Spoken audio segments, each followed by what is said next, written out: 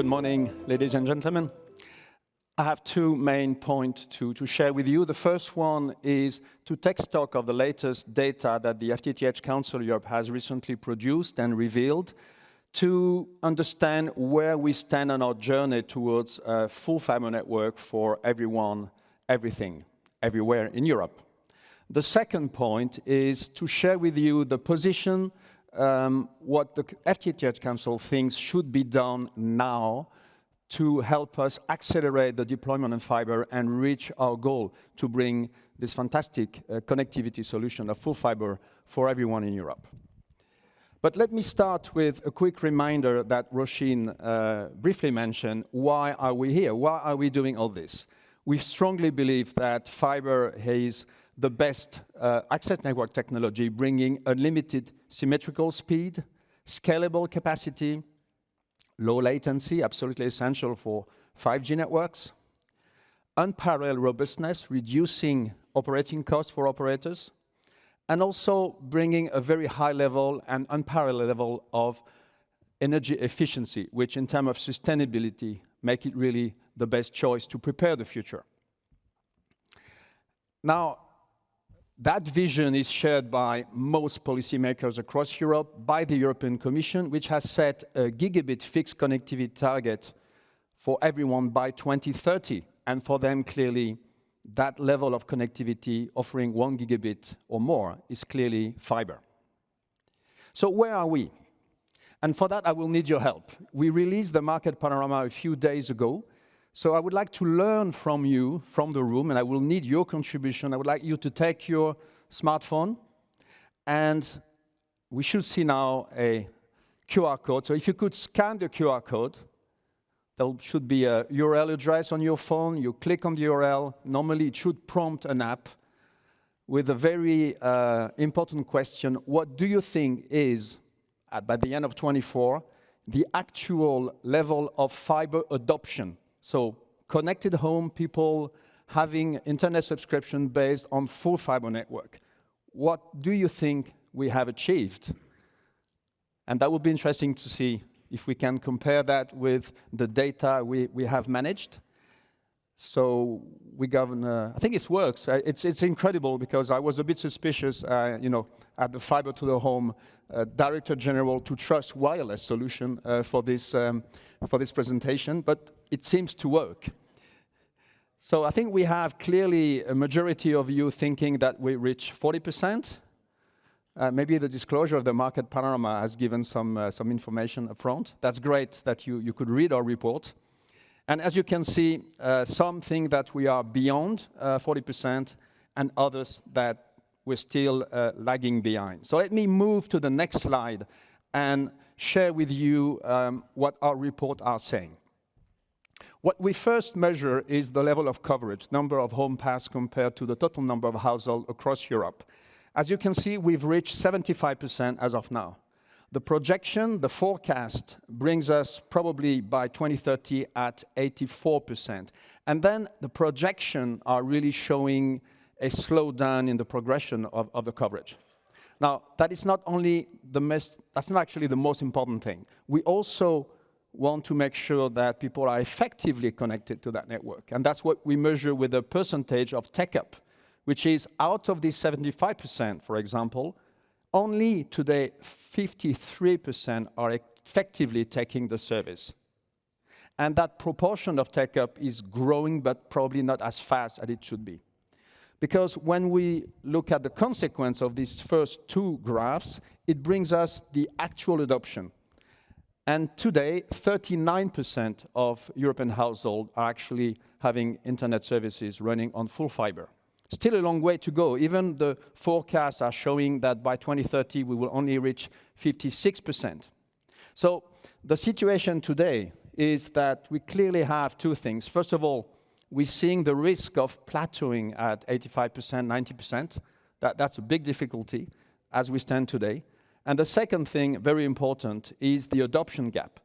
In several countries, there is difficulty to reduce the gap between fiber available and the percentage of the population effectively taking the service. And I'm sure that's one of the key things which are going to be discussed in the next 2 days. Now, the situation is very diverse across Europe. As you all know, we have a front runner like Portugal, Spain. We have countries lagging behind, and on this slide, the darker you are, the better you are in terms of fiber penetration. A lot of diversity. Countries are coming from different positions, and you get the detailed number available on our website. How do we compare globally? You find the same diversity across the globe, and that's our market panorama at global level. But if we are taking Europe as one continent at 39%, we're doing better than the US. But as you can see, we are still far away from those countries and regions which are best in class in the world. So we shouldn't be complacent. There's still a lot to be done.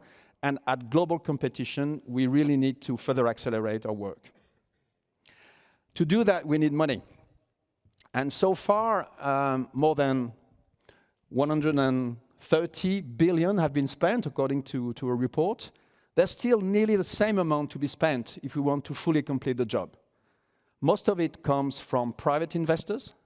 The more we go towards a low-density area, the more public money is important to finance this deployment.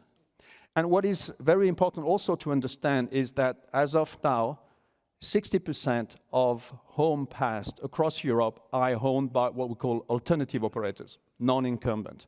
And that proportion will remain, even in our projection in 2030, quite high. And that's a key reason for the FTTH Council to value a balanced regulatory environment to enable every profile of operator to flourish in the year to come and for investors to get return on their investment. Of course, it's a bit tougher now than it was in 2021 or 2022. At the peak of what our investment tracker was showing, this is tracking publicly available data about private investment. So you see we had a peak in 22. It's still robust, as we can see on the latest report we just published for the 24 numbers. It's a bit tougher to raise money. But good project, and I'm sure Christina will talk about it, good project can still attract private investment. And there's still, when you look at this number, this is still more or less in line with the expectation for private investment moving ahead.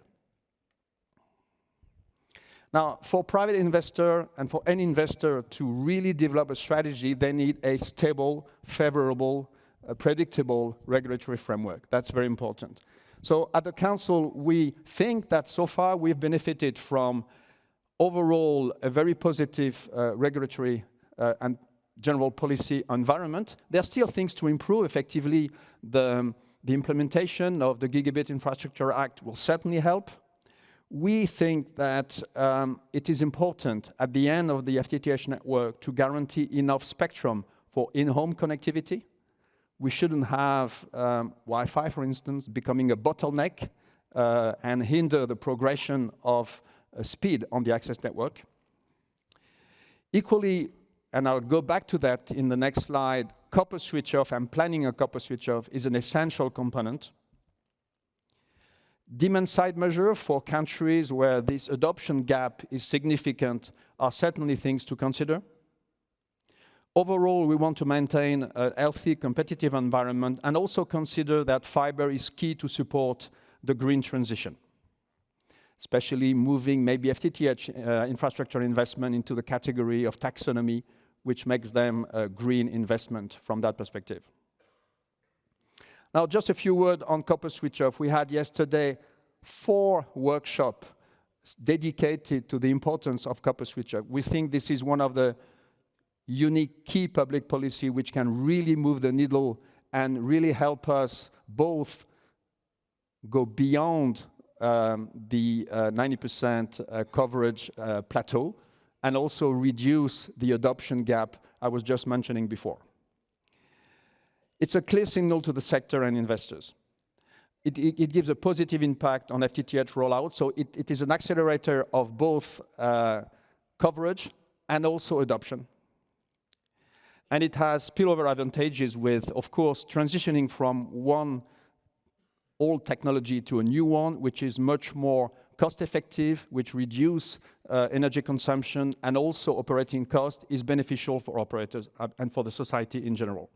Of course, it's not without challenges. There are risks related to competition in the markets, and there are also, of course, operational difficulty, and that's what has been discussed during the 4th session of the workshop yesterday, and that's what the Council will keep on working on to help the ecosystem tackle these key challenges of copper switch-off. We've just released a tracker. We will release it every year to see the progresses country by country, which is made towards a full decommissioning.